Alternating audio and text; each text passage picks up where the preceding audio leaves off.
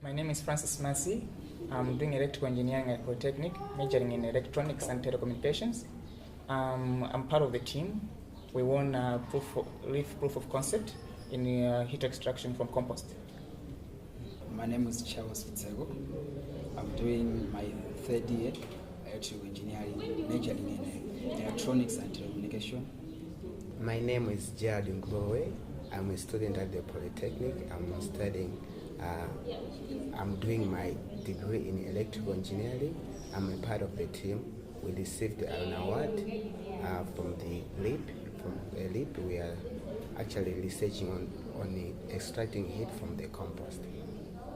Excellent. Could you tell us a bit more about the proof of concept application, the need and the purpose of the project?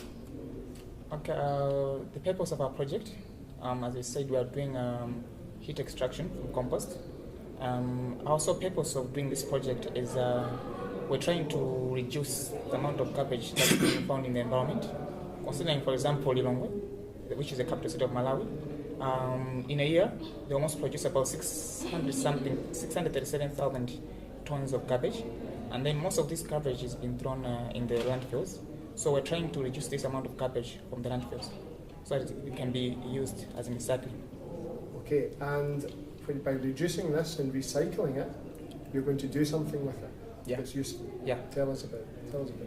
Actually, as my friend has put it, it's like we looked at the garbage that the city council actually cull and throw in the landfills. Now we sat down and said we can get something from it. It still has a value, but they throw it as it has no value. So I say we can extract heat from it, and then we also discuss what are we going to do with the heat. So we suggest that we can have a geyser that can be using the same heat without using actually the electricity.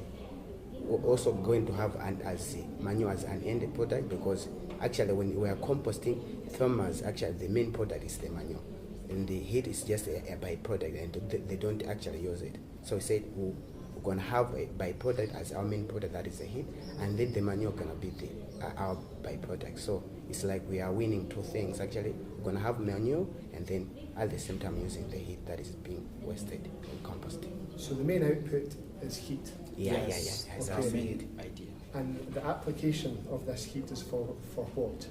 It's for heating water in hotels, for bathing and other uses.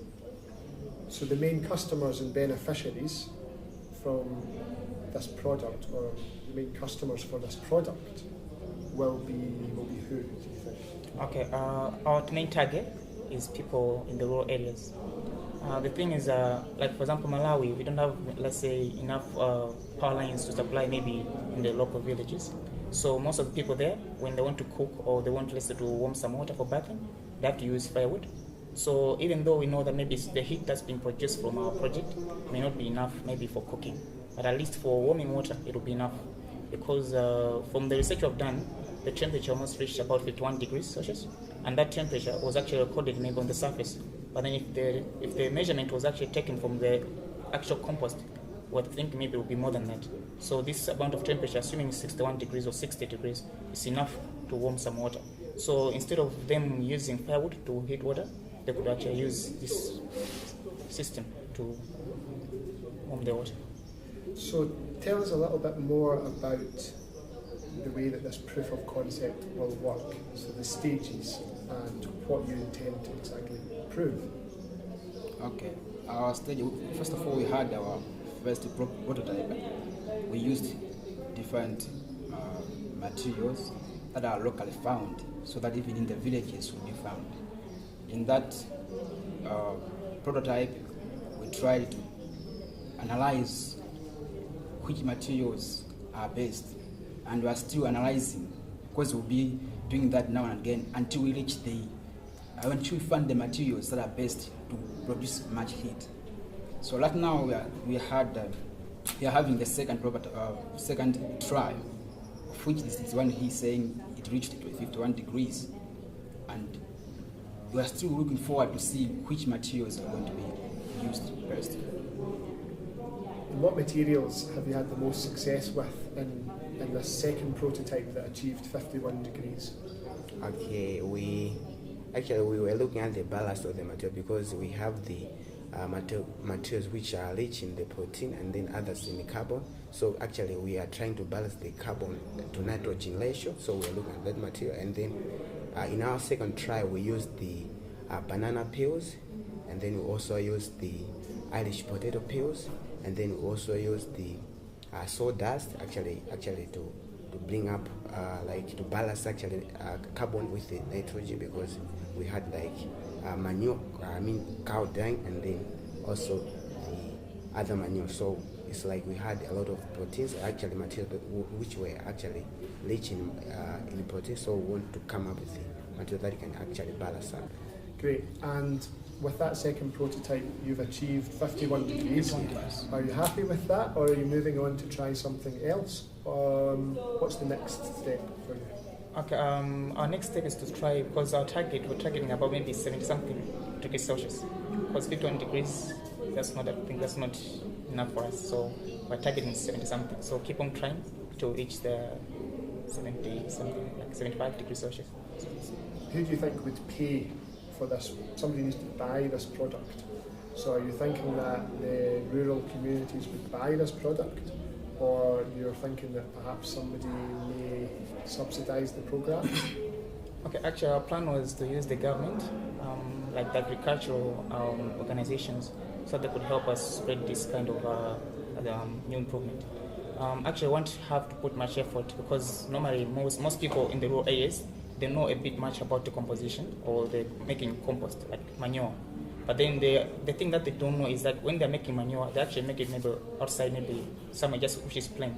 So they're actually losing it. So our purpose is to teach them that as they're making their manure, which they do actually most of the times, as they're making their manure, there's also something that they're losing there, which is heat. So as people, we should at least try to use each and every single thing that is being produced. So the heat they're losing, they should also be able to use it. How important was REEF, the REEF award, in allowing you to do this? And do you think this kind of fund is valuable? Is there a lot of ideas that need to be encouraged through something like REEF? All right. I can say this REEF has brought something great in us. We have been having these ideas, maybe we just see them on the internet, say, I can do this, I can do this. But most of the time instead, we lack fund from other people. So coming in of REEF, it was like, it came to bring out the ideas that are in our hearts, and we should be able to bring them to the ground and experiment them. So this has brought us an advantage to experiment what we've been thinking can be a solution to some of the problems in our lives. And are you aware of several of your colleagues, perhaps, in your degree that might have good ideas? Is this something that in the future there will be a lot of students that would like to do something like this? Do you think there is a good market? I think, yeah. There might be some people out there, like within Malawi, who have ideas, but then maybe because they don't have enough funds, they are actually failing to actually share it to the world. But then if the government, like the Scottish government, would actually be helping us, like students, that those people who have ideas, they would actually be funded, so they could be introducing these kind of things to the world. I think it would help Malawi become a better place.